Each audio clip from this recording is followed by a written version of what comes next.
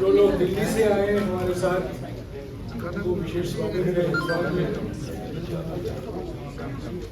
मेरे साथ मणिपुर के बड़े वरिष्ठ नेता जो 3 बार मुख्यमंत्री रह चुके हैं, इबोबी सिंह जी हैं।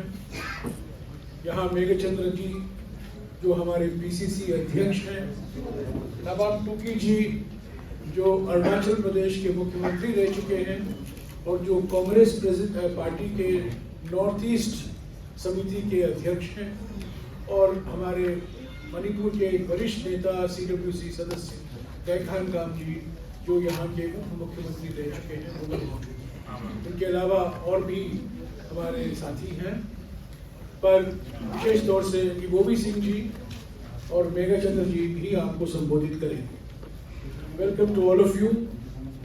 Along with me is Mr. Ibobi Singh, three-time Chief Minister of Manipur, Mr. Gaikhangam, who's been Deputy CM, member of the CWC, his senior leader, Meghachandra, who is the PCC President, Mr. Nabam Tuki, who is the former Chief Minister of Arunachal Pradesh, and right now he's heading the Congress Coordination Committee for the Northeast. जैसा कि आप जानते हैं, मैं थोड़ा हिंदी और अंग्रेजी दोनों में बोलूँगा। ठीक है सर। जैसा कि आप जानते हैं, कल 14 तारीख को तोबाल से भारत जोड़ो न्याय यात्रा की शुरुआत होने वाली है।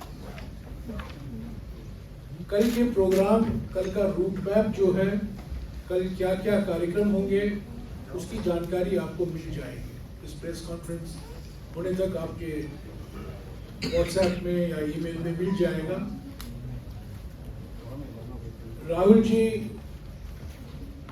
11 बजे आ रहे हैं इम्फाल, और सीधा खोंगजोंग युद्ध स्मारक जो एक ऐतिहासिक जगह है, जिसका उद्घाटन हमारे देश के राष्ट्रपति प्रणब मुखर्जी जी ने, जब इबोबी सिंह जी मुख्यमंत्री थे, उन्होंने किया था 2016 में।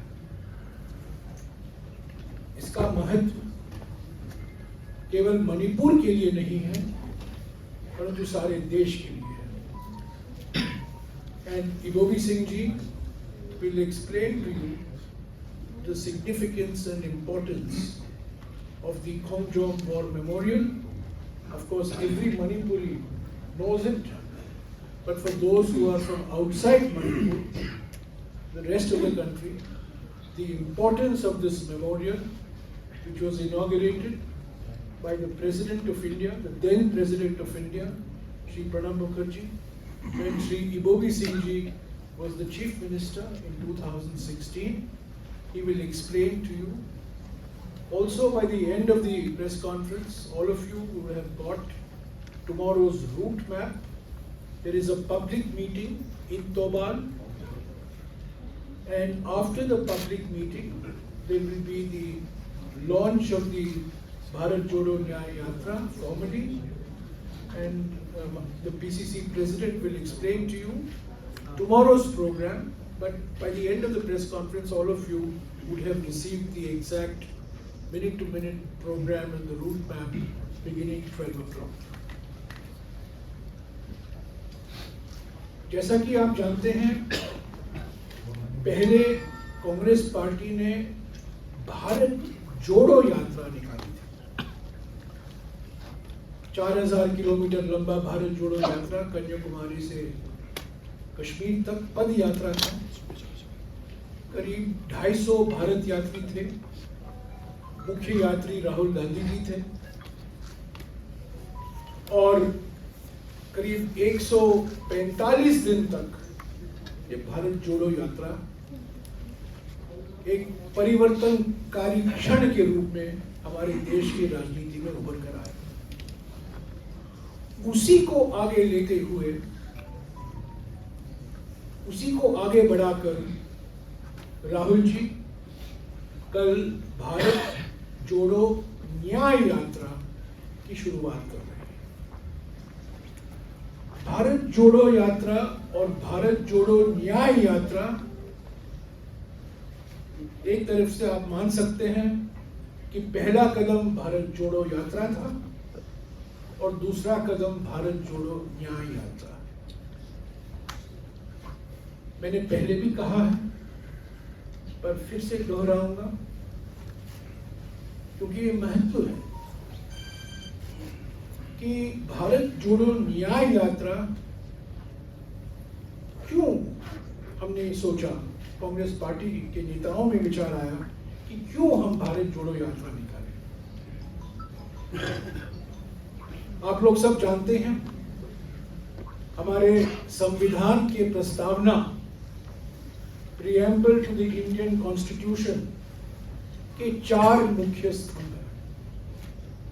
There are 4 pillars to the Indian Constitution in the preamble, the prime architect of which was Dr. Baba Saheb Ambedkar. The first is justice, the second is liberty, the third is equality, the fourth is fraternity. न्याय, स्वतंत्रता, समता और बंधुता हमारे संविधान के प्रस्तावना के मुख्य स्तंभ हैं। इसके मुख्य निर्माता डॉक्टर बाबा साहब अम्बेडकर थे। आजकल प्रधानमंत्री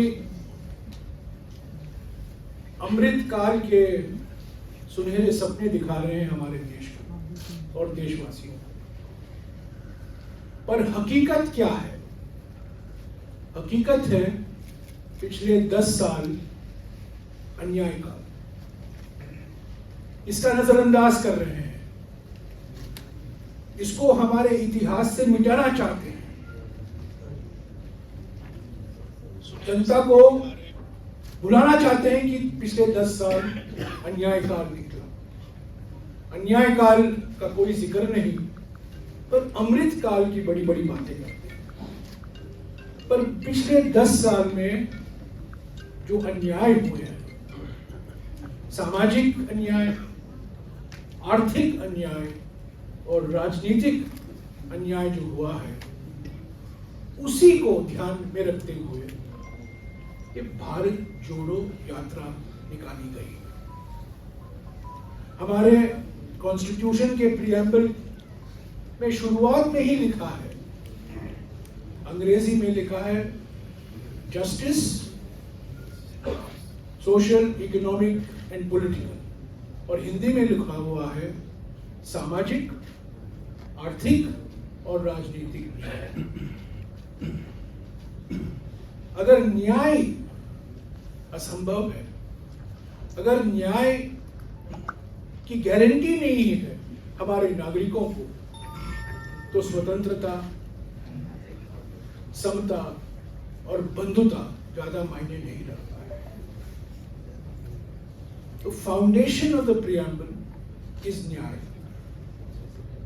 and that is why the Bharat Jodo Nyay यात्रा is being now taken out.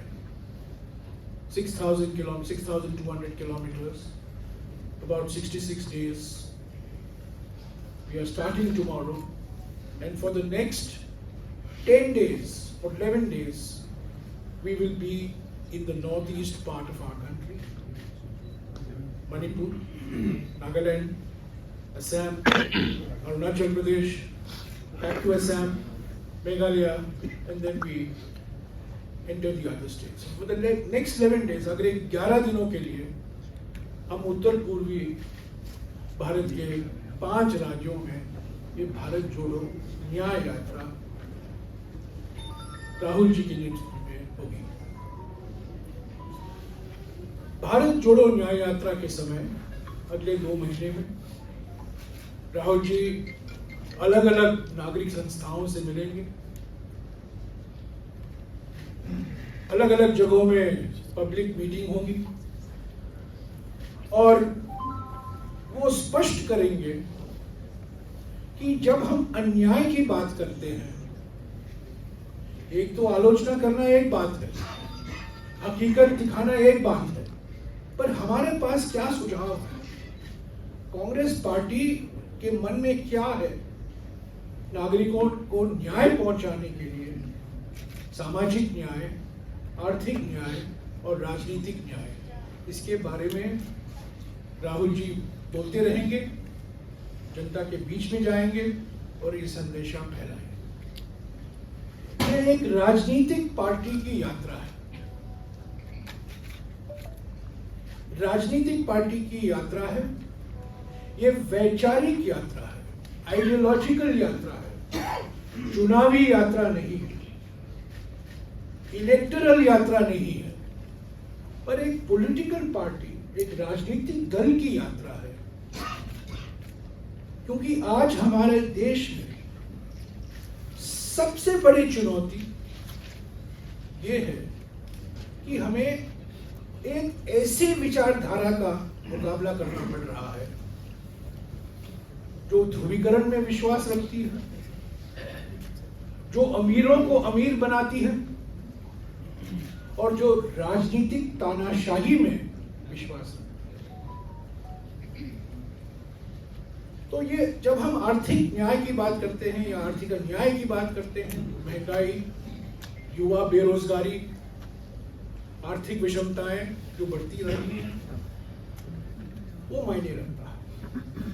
जब हम सामाजिक न्याय की बात करते हैं, तब हम महिलाओं पर, आदिवासियों पर,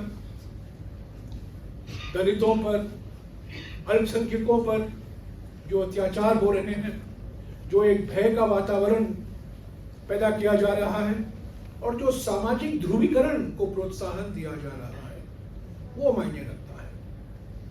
और राजनीतिक अन्याय की जब हम बात करते हैं तो हम बात कर रहे हैं संविधान का जो नजरअंदाज किया जा रहा है, पार्लियामेंट का जो नजरअंदाज किया जा रहा है, और जिस तरीके से एक तंत्र का तोप चलाया जा रहा। हमारा देश लोकतंत्र नहीं रहा। हमें गर्व है, हम हमेशा कहते हैं हम दुनिया के सबसे बड़े लोकतंत्र हैं, पर आज जो हकीकत है, लोकतंत्र कम और एक तंत्र ज्यादा, और वो एक तंत्र एक ही व्यक्ति का तंत्र। So this is the background to the Bharat Jodo Nyaya Yatra. It's an ideological yatra. During the course of the next 2 months, Rahul Gandhi ji will be interacting with civil society groups. He will be addressing public meetings, 2 public meetings every day, and he will put forward to the country a positive agenda on Nyaya, on economic justice, which addresses issues of price rise, unemployment, economic inequality, on social justice, which addresses issues relating to social empowerment of Dalits, Adivasis, OBCs, women, minorities, and how to strengthen the roots of democracy from the grassroots, from Nagarpalikas, from Panchayats, to Vidhan Sabhas, to Lok Sabha and Rajya Sabha, how to strengthen democracy and strengthen democratic institutions. This is an ideological battle that the Congress party has mounted. The Bharat Jodo Yatra was an ideological yatra. The Bharat Jodo Nyaya Yatra is an equally ideological yatra. But it is a yatra of a political party. It's not an electoral yatra, चुनावी यात्रा नहीं है। तो साथियों, में रोज मौका मिलेगा आपसे मिलने का, बातचीत करने का।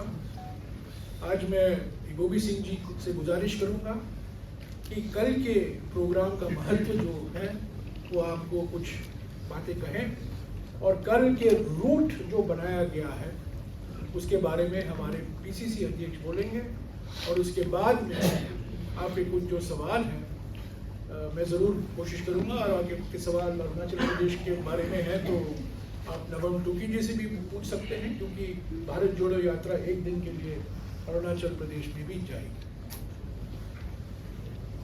अंत में मैं यह कहूंगा कि हमारे साथ भारत जोड़ो यात्रा के समय करीब 250 भारत यात्री थे। वो पद यात्रा था। इस बार ज्यादातर हम बस से यात्रा कर रहे हैं। संख्या भी कम है, 60-70 लोग रहेंगे जो मणिपुर से मुंबई तक भारत जोड़ो यात्रा के भाग बनेंगे। अभी खरगे जी ने जानकारी दी है कि आज के जूम मीटिंग में उन्होंने सभी इंडिया दल के नेताओं को निमंत्रण दिया है कि वो भारत जोड़ो न्याय यात्रा में भाग लें। पश्चिम बंगाल में, बिहार में, असम में भी, क्योंकि वहाँ 11 पार्टियों का गठबंधन है, उसके बारे में बोतरॉय जी भी बोल सकते हैं। पश्चिम बंगाल, बिहार, झारखंड, उत्तर प्रदेश, महाराष्ट्र, जहाँ इंडिया गठबंधन की कई पार्टियां शामिल हैं इंडिया गठबंधन में, उनको खरगे जी ने पहले भी कहा था। आज औपचारिक तौर से आज के जूम मीटिंग में उन्होंने फिर से ये निमंत्रण दोहराया है। हमारे साथ नागरिक संस्थाएं भी जुड़ी हुई हैं। हमने अपील की है सिविल सोसाइटी को, और रोज राहुल जी करीब 20 या 25 लोगों से मिलेंगे। अलग अलग पत्रकार हो सकते हैं, सामाजिक कार्यकर्ता हो सकते हैं, प्रोफेसर हो सकते हैं, खेल कूद के जगत के व्यक्ति हो सकते हैं। अलग अलग सिविल सोसाइटी संस्थाओं से करीब 20 या 25 लोगों से मिलेंगे रोज। गुवाहाटी में हमारे मैनिफेस्टो को लेकर एक पब्लिक कंसल्टेशन भी करेंगे राहुल जी। उसका डेट हम बता देंगे, वो हो सकता है 23 को गुवाहाटी में एक बड़ा कार्यक्रम होगा, पब्लिक कंसल्टेशन होगा हमारे मैनिफेस्टो के बारे में, घोषणा पत्र के बारे में। तो और उसके बाद फरवरी का जो कार्यक्रम है मैं आपको जानकारी देते रहूँगा। पर अगले 11 दिन के लिए हम इन 5 राज्यों में हैं, और कल 12 बजे से भारत जोड़ो यात्रा का जो कार्यक्रम है तोबाल से शुरुआत होगी, और आपको सबको निमंत्रण है, आप उसमें शामिल हों और हमारे साथ इस यात्रा में रहें। और जो संदेशा राहुल जी दे रहे हैं, भारत जोड़ो यात्रा के समय मोहब्बत का संदेशा था, नफरत से लड़ने के लिए मोहब्बत का संदेशा उन्होंने दिया। भारत जोड़ो न्याय यात्रा में मुख्य संदेशा अन्याय से लड़ने के लिए न्याय का संदेशा। शुक्रिया। Vibhuti Singh ji, want to explain the significance